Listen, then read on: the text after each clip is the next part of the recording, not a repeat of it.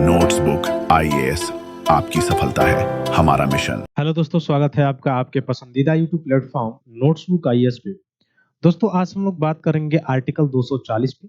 संविधान का जो अनुच्छेद 40 है उस पे हम लोग बात करेंगे और साथ ही साथ आप देखेंगे चंडीगढ़ जो है उसकी भी बात करेंगे, यूटी जो है उसका, है ना। अब ये क्यों न्यूज में बना हुआ है, सुर्खियों में क्यों है? तो हाल फिलहाल में आपने देखा होगा कि लगभग 2-3 दिनों से आर्टिकल 240 जो है ज्यादा चर्चा में है। तो हो सकता है आपके आने वाले जो परीक्षाएं हैं उस परीक्षाओं में आर्टिकल 240 से संबंधित जो तथ्य हैं वो आपसे पूछे जा सकते हैं। तो मेन बात है कि आखिर ये सुर्खियों में है क्यों? क्यों ये मुद्दा बना हुआ है? तो अभी कुछ समय पहले आपने सुना होगा कि केंद्र सरकार ने जो है यूटी जो चंडीगढ़ है उसके लिए यानी एक प्रावधान, एक बिल का संशोधन जो है पेश किया है। यानी पेश करने वाला जो है वो केंद्र सरकार है, कहाँ पे? संसद में 131वां संवैधानिक संशोधन के रूप में उसको पेश करने की मुख्य रूप से यह बात बताई जा रही थी, जिसमें केंद्र सरकार जो है यह आर्टिकल 240 में संशोधन करता और आर्टिकल 240 में संशोधन करके ये प्रावधान किया जाता कि यूटी जो चंडीगढ़ है, हालांकि आपको पता भी होगा कि ये जो चंडीगढ़ का जो इलाका है उसमें जो पंजाब का क्षेत्र है और आपका जो है हरियाणा का जो क्षेत्र है एडमिनिस्ट्रेशन, इसमें आप देखेंगे कि दोनों की राजधानी चंडीगढ़ आपको दिखाई देगी। तो यहाँ पे कैसे एडमिनिस्ट्रेशन को जो है सुचारू रूप से चलाया जाए, उसके लिए देखेंगे आर्टिकल 240 में एक प्रावधान है कि राष्ट्रपति जो है यूटीज के लिए जो भी है लॉ बना सकते हैं। ये आर्टिकल 240 मुख्य रूप से शक्ति देता है। तो उसी के बारे में आज हम लोग थोड़ा सा चर्चा करेंगे। तो सबसे पहले हम लोग पूरे ऑन द होल पे भारत की हम लोग चर्चा कर लें। तो भारत में आप देखेंगे कि टोटल पूरे भारत में 28 राज्य प्रेजेंट में, वर्तमान समय में आप देखेंगे 28 राज्य और 8 केंद्र शासित प्रदेश जो है वो भारत में है।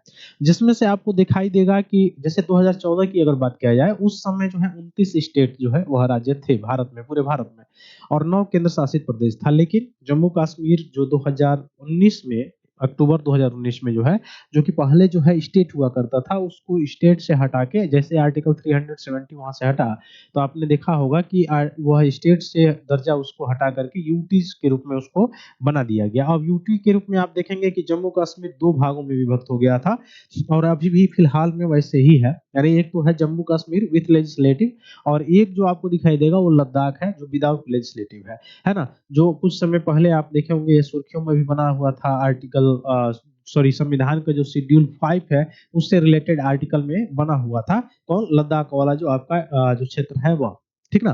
तो तो वह जो है लद्दाख वाला क्षेत्र जो है वहां पे विदाउट लेजिस्लेटिव है और यहाँ पे अगर आप देखेंगे जम्मू कश्मीर जो यहाँ पे लेजिस्लेटिव विथ लेजिस्लेटिव जो है आपको दिखाई देगा।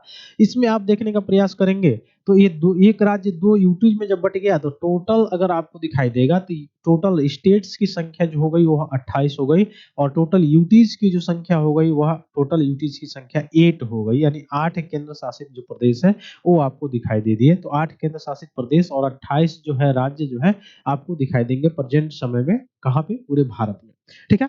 अब आप जब सुने होंगे चूंकि संविधान का चूंकि पार्ट 1 जब आप पढ़ते होंगे, भाग 1 पढ़ते होंगे, तो उसमें आपको दिखाई देता होगा। तो थोड़ा सा हम चर्चा कर लेते हैं पार्ट 1 का, ठीक ना।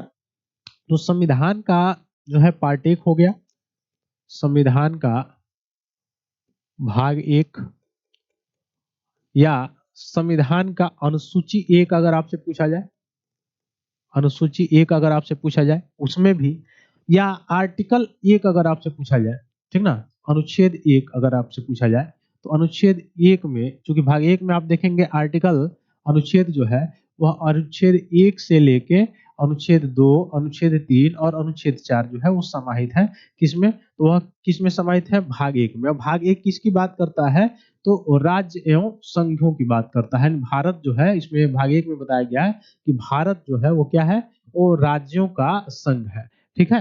राज्यों का क्या है? संघ है। यह इसमें बताया गया है, किसमें? भाग 1 में बताया गया है। अनुसूची 1 में भी बताया गया है कि भारत जो है 28 राज्य और 8 केंद्र शासित प्रदेशों का, 8 जो है केंद्र शासित प्रदेशों का, केंद्र शासित प्रदेशों का क्या है? संघ है। तो आपको याद हो गया होगा कि भारत जो संविधान है, भारतीय संविधान, उसके भाग 1 में यानी पार्ट 1 में और शेड्यूल 1 में जो चर्चा किया गया है, वह किसका चर्चा किया गया? भारत और 28 जो राज्य हैं और 8 केंद्र शासित प्रदेश हैं भारत के, ये इनकी चर्चा किया गया है। उसका एक संघ है, यूनिटी ऑफ स्टेट है भारत का, ठीक ना? और कोई भी स्टेट भारतीय संघ से, यूनियन ऑफ स्टेट से अलग नहीं हो सकता है। इसमें जिक्र जो है आपको दिखाई देगा। तो आर्टिकल 1 में भी, अनुच्छेद 1 में भी पढ़ेंगे तो इसमें भी आपको 28 राज्य प्रेजेंट में और 8 केंद्र शासित प्रदेशों के बारे में ही जानकारी आपको देखने को मिलेगी, ठीक है। अब आर्टिकल 2 और आर्टिकल 3 का थोड़ा-सा हम लोग जिक्र यहाँ पे कर लेते हैं कि अनुच्छेद 2 और अनुच्छेद 3 क्या कहता है। तो अनुच्छेद 2 जो है वो कहता है राज्यों का निर्माण के बारे में। राज्यों के निर्माण या राज्यों के सीमा में परिवर्तन या राज्यों के नामों में परिवर्तन से रिलेटेड जो है वो आर्टिकल 2 है। अब आप बोलेंगे कि राज्यों के निर्माण से संबंधित जो आर्टिकल 2 है वह किन राज्यों की व्याख्या करता है, किन राज्यों का?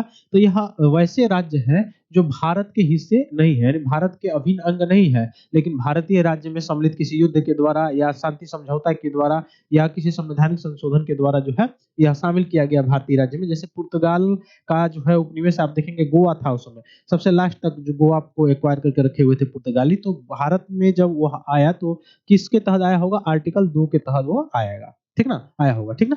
तो इस जैसे सिक्किम भी जो आया भारत में जो सम्मिलित हुआ वो किसके तहत? आर्टिकल 2 के तहत आया होगा। तो राज्यों का फॉर्मेशन जो है आर्टिकल 2 में भी है और आर्टिकल 3 जब आप पढ़ेंगे, अनुच्छेद 3 पढ़ेंगे तो इसमें भी है राज्यों के निर्माण के बारे में, राज्यों के निर्माण के बारे में, नामों के बारे में, उनके नाम के बारे में या सीमा में जो परिवर्तन है उसके बारे में, ये सब आर्टिकल 3 में। तो ये किन राज्यों की बात कर रहा है जो आर्टिकल 3 में है? तो ये वर्तमान जो राज्य है, प्रेजेंट में जो राज्य है उनकी बात जो है ये कर रहा है। वर्तमान में जो राज्य है उनके निर्माण करना, जैसे 2 या 2 से अधिक राज्यों को मिलाकर एक भाग जो है उसका मिला के एक राज्य का मुख्य रूप से क्रिएशन करना या किसी एक राज्य से कुछ हिस्से को निकाल कर जो है अलग राज्य बनाना। जैसे आप कह सकते हैं 2001 ईस्वी में क्या हुआ था? तो आपको दिखाई देगा कि उस समय आपको दिखाई देगा कौन-सा? जैसे मध्य प्रदेश से हट के जो है बना क्या? छत्तीसगढ़ आपको दिखाई देगा कि छत्तीसगढ़ जो है बना हुआ था। ठीक वैसे ही उत्तर प्रदेश से कट के उत्तरांचल यानी उत्तराखंड बना हुआ था। यूके जो आप लोग कहते हैं उत्तराखंड बना हुआ। फिर बिहार जो है वही इसी समय जो है बिहार से मुख्य रूप से हटकर एक पार्ट जो है जहाँ पे सबसे ज़्यादा जो है माइंस चले गए, वह कौन-सा पार्ट बना? झारखंड बना। तो यह किसके तहत इनका फॉर्मेशन हुआ होगा? आर्टिकल 3 के तहत फॉर्मेशन हुआ होगा। ठीक है, अब बात आती है आर्टिकल 4 की। अनुच्छेद 4 यानी अनुच्छेद 4 क्या कहता है? तो अनुच्छेद 4 जो कहता है वो कहता है कि यह जो आर्टिकल 2 और आर्टिकल 3 में जो संवैधानिक संशोधन हुए हैं, यानी आर्टिकल 2 और आर्टिकल 3 में जो संशोधन हुए हैं, वह संशोधन कैसे संशोधन होंगे? वह संशोधन सामान्य संशोधन होगा। सामान्य संशोधन बोले तो यानी यह संवैधानिक संशोधन नहीं माना जाएगा, इसको संवैधानिक संशोधन नहीं माना जाएगा। अब किसके तहत संवैधानिक संशोधन नहीं माना जाएगा? तो आर्टिकल 368 के तहत जो है संवैधानिक संशोधन इसको नहीं माना जाएगा। अनुच्छेद 368 के तहत संवैधानिक संशोधन नहीं माना जाएगा। अब आप बोलेंगे कि अनुच्छेद 368 के तहत संवैधानिक संशोधन मतलब क्या हुआ?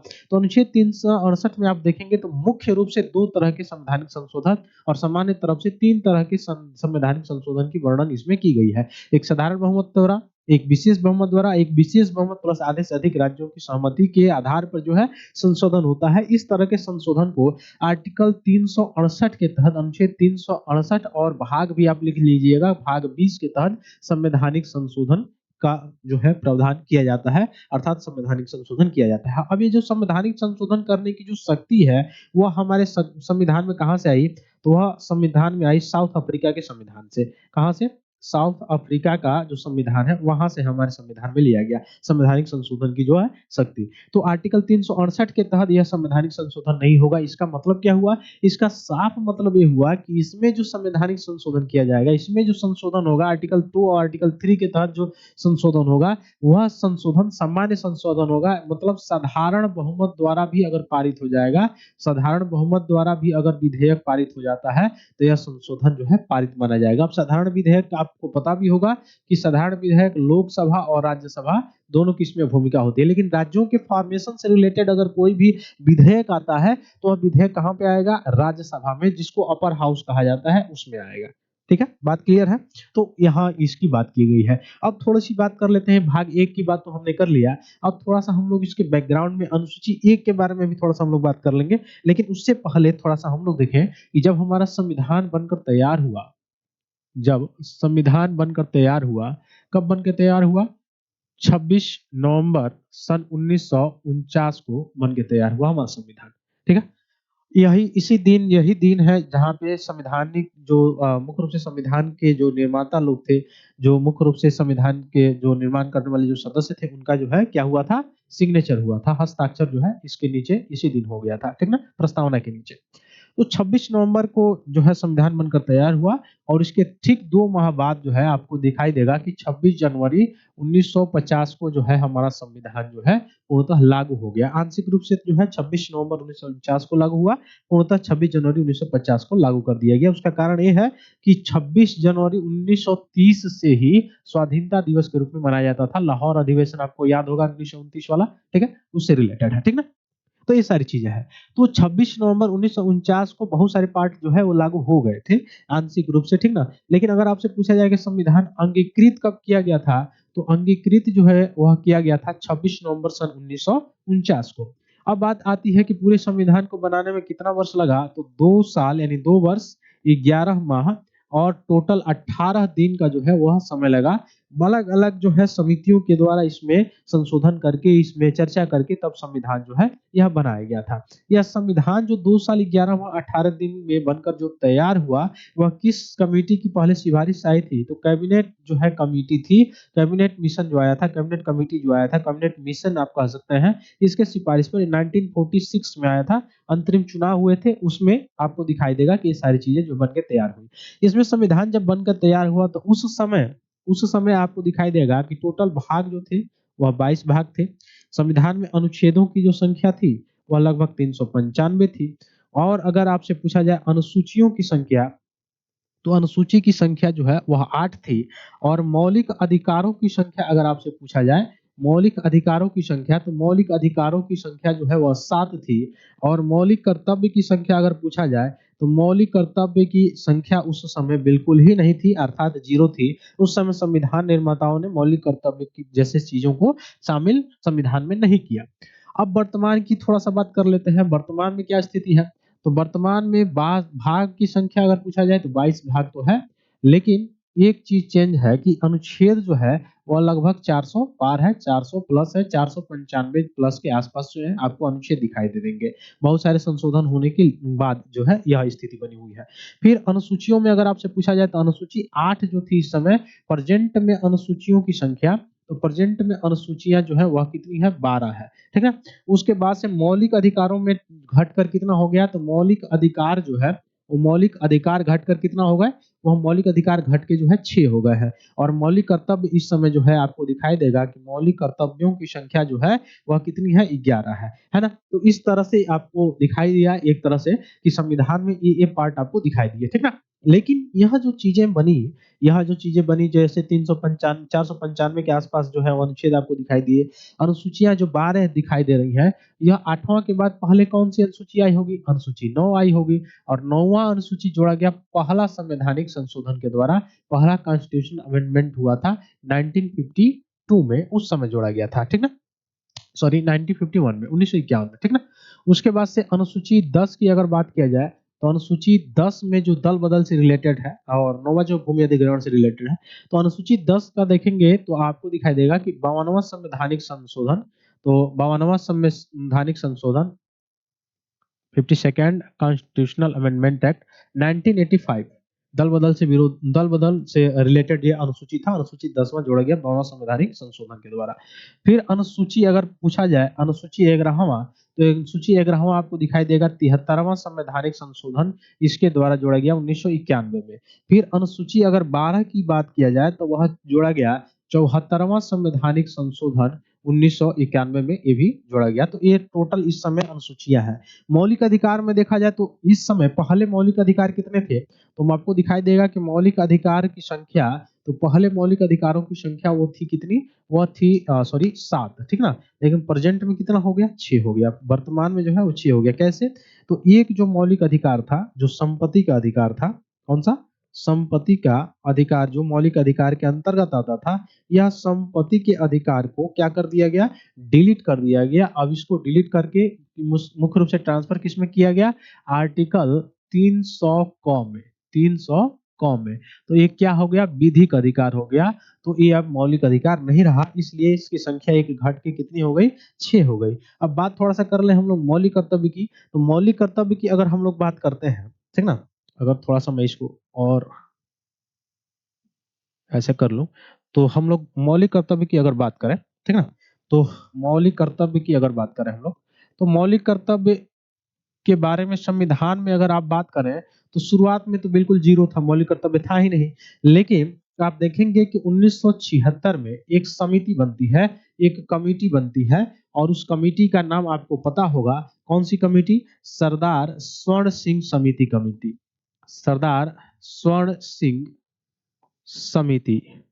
यह समिति बनाई जाती है, सरदार स्वर्ण सिंह समिति बनाई जाती है। और यह सरदार स्वर्ण सिंह जो समिति है, यह मुख्यतः 1976 में जब बनती है, तो यह रिकमेंडेशन देती है, रिकमेंडेशन देती है क्या, कि मुख्य रूप से कितने मौलिक कर्तव्य, 8 मौलिक कर्तव्यों को क्या किया जाए, लागू किया जाए। 8 मौलिक कर्तव्यों को जो है वह लागू किया जाए। लेकिन गवर्नमेंट जो है कितना मौलिक कर्तव्य लागू करती है, तो लागू करती है 10 मौलिक कर्तव्य। कितना, फंडामेंटल ड्यूटीज 10 मौलिक कर्तव्यों को जो है लागू करती है। किस संवैधानिक संशोधन के द्वारा, तो आपको पता होगा 42वां संवैधानिक संशोधन के द्वारा। इंदिरा गांधी की सरकार थी, कौन सी सरकार थी, इंदिरा गांधी जी की सरकार थी। उस समय वो क्या थी, प्रधानमंत्री, ठीक ना। तो उस समय 42वां संवैधानिक संशोधन, जिसको मिनी कॉन्स्टिट्यूशन भी कहा जाता है, इसके द्वारा आपको दिखाई देगा कि मौलिक कर्तव्य 10 जो है जोड़ लिए गए। लेकिन बात आती है कि क्या यह मौलिक कर्तव्य जो जोड़े गए, है ना, ये जो मौलिक कर्तव्य आपको दिखाई दे रहा है जो जोड़े गए, ठीक ना, ये मौलिक कर्तव्य जो जोड़े गए, ये मौलिक कर्तव्य जो जोड़े गए हैं, यह मौलिक कर्तव्य 10 है, लेकिन प्रेजेंट में इस समय कहा जाए कितने हैं, प्रेजेंट में है कितने, वर्तमान में। तो वर्तमान में आपको पता होगा कि वह इनकी संख्या है 11। अब 11वां कब जोड़ा गया, 11वां जोड़ा गया 86वां संवैधानिक संशोधन के द्वारा और 2002 के द्वारा, ठीक ना, जो शिक्षा का अधिकार भी जिसके द्वारा जोड़ा गया, तो इसके द्वारा 11वां जो है मौलिक कर्तव्य जोड़ा गया। तो इस तरह से आप देखेंगे कि मौलिक कर्तव्यों की संख्या हमारे संविधान में अब प्रेजेंट टाइम में कितना हो गया, 11 हो गया, ठीक है। तो आइए चलते हैं हम लोग अपना मुख्य टॉपिक पे जो चंडीगढ़ से रिलेटेड है। हालांकि टोटल यूटीज में मैं बता रहा था आपको कि यूटीज में आपको दिखाई देगा कि जो है जम्मू कश्मीर, फिर लद्दाख हो गया, फिर लद्दाख के बाद से आप देखेंगे कि अंडमान निकोबार द्वीप समूह हो गया, लक्षद्वीप हो गया, नागर सॉरी दादर नागर जो है हवेली है वो हो गया, ठीक ना। उसके बाद से आप देखेंगे चंडीगढ़, पुदुचेरी जो है ये हो गया। तो ये सब मिला के जो है टोटल जो है कितना है इस समय यूटीज की संख्या, तो वह है 8। जिसमें से आप दिल्ली देख लीजिए, जम्मू कश्मीर देख लीजिए, ठीक ना, यहाँ पे क्या है, लेजिस्लेटिव असेंबली आपको दिखाई देगा, ठीक है। तो ये सारी चीजें हैं, बिल के बारे में बात की जा रही थी। तो जो विधेयक आने वाला था, विधेयक कैसा था, तो 131वां संवैधानिक संशोधन बिल आने वाला था, विधेयक आने वाला था, जो केंद्र सरकार जो है चंडीगढ़ को भारतीय संविधान का आर्टिकल 240 के तहत लाने के लिए संवैधानिक संशोधन करने वाली थी, जो कि 131वां संवैधानिक संशोधन विधेयक के रूप में मुख्य रूप से माना जा रहा था कि 131वां संवैधानिक संशोधन जो विधेयक आएगा, वह आर्टिकल 240 में संशोधन करके चंडीगढ़ को जो है उसमें जोड़ेगा। अब जोड़ेगा तो क्या होगा, आर्टिकल 240 में क्या है, तो मैंने शुरुआत में ही आपको बताया, आर्टिकल 240 जो है वो क्या करता है, राष्ट्रपति को जो केंद्र शासित प्रदेश है, यूटीज है, उनके रेगुलेशन बनाने की शक्ति देता है, जिन्हें कानून की ताकत मिल सकती है। यानी रेगुलेशन जो उस शहर का, उस यूटी के बारे में जो है, जो भी रेगुलेशन संबंधी लॉ है, जो विधि है, जो कानून है, वह बनाने की शक्ति किसके पास चली जाती है, और सीधे सीधे किसके पास चली जाती है, राष्ट्रपति के पास चली जाती है। किसके तहत, आर्टिकल 240 के तहत। तो इसी में संशोधन किया जा रहा था ताकि यूटीज जो चंडीगढ़ है उसके जो राष्ट्रपति का मुख्य रूप से 240 का जो राष्ट्रपति प्रयोग करता है उसके अंतर्गत जो है चंडीगढ़ को भी डाल दिया जाए। अब आप कहेंगे कि तब डाला जा रहा था, इसमें प्रॉब्लम क्या है, प्रॉब्लम ये है कि ये जो एडमिनिस्ट्रेशन यहाँ का चलता था चंडीगढ़ का, वह पंजाब के जो है एडमिनिस्ट्रेशन है उसके द्वारा चलता है, ठीक है। अब यही, और चूंकि राजधानी है दोनों का है, मतलब पंजाब का भी राजधानी आप देखेंगे वहां भी है और हरियाणा का भी है, ठीक है। तो अगर यह पास हो जाएगा तो चंडीगढ़ को मौजूदा जो सिस्टम वहां पे, जहाँ पे पंजाब के गवर्नर जो होते हैं, वह चंडीगढ़ के एडमिनिस्ट्रेशन के तौर पे भी काम करते हैं, ठीक ना। मैंने अभी आपको बताया कि जो पंजाब के गवर्नर होते हैं, पंजाब के एडमिनिस्ट्रेशन का जो भी पावर्स होता है, वह चंडीगढ़ का जो है उस तरह से किया जाता है काम। तो लेफ्टिनेंट गवर्नर या स्वतंत्र एडमिनिस्ट्रेशन मिल जाएगा। अब चंडीगढ़ के लिए अगर ऐसा 240 में अगर 131वां संवैधानिक संशोधन करके और तब अगर ये प्रावधान जोड़ दिया जाता है, चंडीगढ़ को भी उस प्रावधान के अंतर्गत अगर ला दिया जाता है, तो क्या होगा, चंडीगढ़ में भी अगर चूंकि लेजिस्लेटिव असेंबली तो यहाँ होगी नहीं, लेकिन वहां ठीक लद्दाख के जैसे काम हो जाता है, यानी मुख्य रूप से यहाँ पर भी एक उपराज्यपाल की नियुक्ति कर दी जाती है। अब उपराज्यपाल जो है वह मुख्य रूप से राष्ट्रपति के पूरा जो है बिहाफ पे जो है काम करता है यूटीज में। ठीक है, तो ये सारी चीजें होती है। अब यहाँ का एडमिनिस्ट्रेशन जो है कौन नहीं चला पाता, पंजाब की जो गवर्नर है वो नहीं चला पाते, तो यहाँ से फिर दिक्कत शुरू हो जाता। तो ये सारी चीजें थी इसमें। तो वैसे आप देखेंगे अंडमान निकोबार जो है, आइसलैंड है, लक्षद्वीप है, दादर नगर हवेली है, दमन दीव है, पुदुचेरी है, यहाँ पर जो है यह यूटीज जो है के अंदर जो 240 आर्टिकल 240 है वह इन इन यूटीज में मुख्य रूप से ये काम करता है। किन किन यूटीज में, हालांकि चंडीगढ़ इसमें शामिल नहीं था। कौन कौन सा, अंडमान निकोबार शामिल है, लक्षद्वीप शामिल है, दादर नगर हवेली, दमन दीव और पुदुचेरी जो है आपको दिखाई देगा कि इसमें शामिल है। ठीक है ना। अब यहाँ पे आंदोलन शुरू हो गया। ठीक है, अब आपको पता है पंजाब में किसकी गवर्नमेंट है, आम आदमी पार्टी की गवर्नमेंट है, तो उन्होंने मुख्य रूप से इसका विरोध करना शुरू किया। हालांकि देखा जाए केंद्र सरकार की ओर से, तो केंद्र सरकार की ओर से जो है यही बात कही जा रही है कि अभी कैसा ऐसा विधेयक के बारे में कोई चर्चा नहीं चल रही है। ठीक है, लेकिन फिर भी तो होम मिनिस्ट्री की जो सफाई इस पे क्या कही गई है कि यह अंडर कंसिडरेशन है और इस पे कोई भी फैसला जो है फाइनल नहीं हुआ है और विंटर सेशन में भी इसको पेश नहीं किया जाएगा, ऐसा बताया जा रहा है होम मिनिस्ट्री के द्वारा। ठीक ना। पॉलिटिकल रिएक्शन में देखा जाएंगे तो पंजाब की बड़ी पॉलिटिकल जो पार्टियां हैं, जैसे आम आदमी पार्टी हो गया, कांग्रेस पार्टी हो गई, वहाँ की शिरोमणि अकाली दल जो है वह इसकी आलोचना भी किया है कि यह अगर गवर्नमेंट ऐसे करने जा रही है 131वां संवैधानिक संशोधन के द्वारा, अगर आर्टिकल 240 के अंडर जो है यूटीज चंडीगढ़ को ला रही है, तो ये सबसे ज्यादा निंदनीय है। यह वक्तव्य दिया गया है बड़े बड़े पार्टियों के द्वारा, ये पंजाब के। ठीक ना। तो पंजाब के अधिकारियों का अतिक्रमण कर रहा है, यह बताया गया। इसमें फेडरल स्ट्रक्चर को कमजोर करेगा, एडमिनिस्ट्रेशन जो है अनिश्चितता इसको जो है पैदा करने का काम करेगा। तो आपको पता है कि जब से संविधान बना है तभी से लगभग स्टेट और यूटीज जो स्टेट और जो सेंटर है उसका डिस्प्यूट जो है चलता रहता है। ठीक ना। तो इंटर स्टेट जो है आप देखेंगे जो मुख्य रूप से कॉन्फ्लिक्ट है वो हमेशा चलता रहता है, यानी केंद्र और राज्य जो है कॉन्फ्लिक्ट जो है हमेशा से चला रहता है। और यहाँ पे यहाँ से इस टॉपिक से जो है हमेशा जो है आप देखेंगे कि जब भी यह सुर्खियों में बना रहता है उस समय आपको दिखाई देगा कि मेंस में यहाँ से प्रश्न भी पूछ लिए जाते हैं। तो यह टॉपिक थोड़ा सा आप अच्छे तरह से अच्छे लेवल पे जो है तैयार कर लीजिएगा। ऐतिहासिक इमोशनल लवा क्या है, तो पंजाब के कई लोग चंडीगढ़ सिर्फ एक शहर के से कहीं ज्यादा उनकी पहचान से गहराई से जुड़ा हुआ है। फिर नेता वहां के कह रहा है कि पंजाब पर हमला है या ऐसा अगर किया जा रहा है, तो वहां के जो सीएम है पंजाब के भगवंत मान है, आम आदमी पार्टी की जो है सरकार है वहां पे, है ना। तो चंडीगढ़ पंजाब का हिस्सा था और हमेशा रहेगा, जैसे उनके द्वारा वक्तव्य दिया गया है।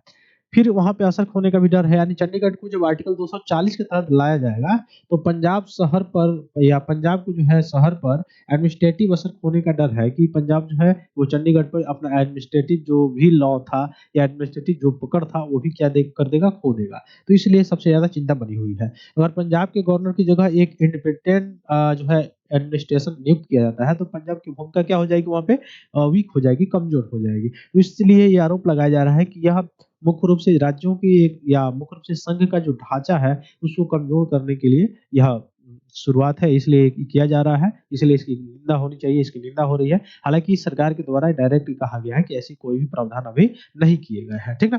तो आम आदमी पार्टी, कांग्रेस और शिरोमणि अकाली दल के नेता भी इसका विरोध जो है करने के लिए सामने आपको दिखाई देंगे। संवैधानिक फेडरल चिंता है, कुछ लोगों का कहना है कि अब फेडरल जो स्ट्रक्चर है राज्य बनाम केंद्र के बैलेंस को क्या करेगा, कमजोर करेगा, ऐसा अगर इंटरफेयर केंद्र करता रहे तो। और यह चिंता का बात है कि बदलाव दूसरे राज्यों की राजधानियों या जरूरी इलाकों से ज्यादा सेंट्रल कंट्रोल के लिए एक जो है क्या कर सकता है, मिसाल बन सकता है। ठीक है।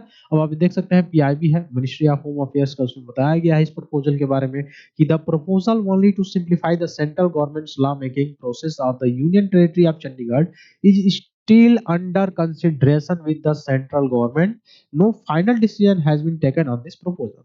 यानी इस पे कोई अंतिम निर्णय नहीं लिया गया है, या इस विधेयक पे विधेयक आने वाला नहीं है, ऐसा बताया जा रहा है होम मिनिस्ट्री के द्वारा। The proposal is no way see the alter Chandigarh governance and administration structure nor does it aim to change the traditional arrangement between the Chandigarh and the state of Punjab or Haryana. A situation decision will be taken only after active consultation with the all stakeholder, keeping in the mind interest of the Chandigarh. There is no need of any concern of the matter. The central government has no intention of introducing any bill to this effect the upcoming winter session in of parliament. यानी जो शीतकालीन जो सत्र चल रहा है उस सत्र में गवर्नमेंट के द्वारा ऐसा कोई भी प्रपोजल लाने का प्रस्ताव नहीं है। ये डायरेक्ट केंद्र सरकार के द्वारा यह वक्तव्य दिया गया है। ठीक ना। अब आर्टिकल 240 के तहत जो है चंडीगढ़ भी दूसरे यूनियन टेरिटरीज के तरह जो है उसको चलाया जा सकता है।